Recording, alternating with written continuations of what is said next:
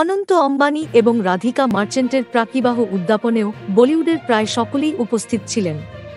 তারা যে শুধু নিমন্ত্রণ রক্ষা করলেন তাই নয়, নাচে গানে মাতিয়ে রাখলেন 3 দিনের উৎসব। সঙ্গে অনন্ত আর রাধিকার জন্য আনলেন অনেক উপহার। অম্বানিদের অনুষ্ঠানে নেচেছেন সলমন খান।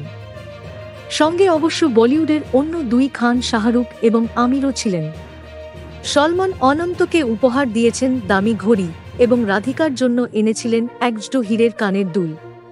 নাচের জন্য অম্বানিদের থেকে পারিশ্রমিক নিয়েছেন শাহরুখ, কিন্তু অনন্ত রাধিকাকেও হাত খুলে উপহার দিয়েছেন।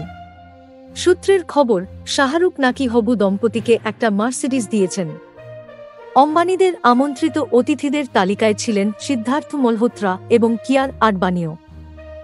কিয়ারা অনন্ত এবং রাধিকাকে দিয়েছেন সোনা এবং হীরে দিয়ে বাঁধানো গণেশ এবং লক্ষ্মীর মূর্তি। হবু বাবা মা রণবীর সিংহ এবং দীপিকা পাড়ুকোনও নেচেছেন। রণবীর দীপিকার তরফে হবু দম্পতিকে উপহার ছিল হীরে দিয়ে বাঁধানো ঘড়ি। Thank you so much for watching.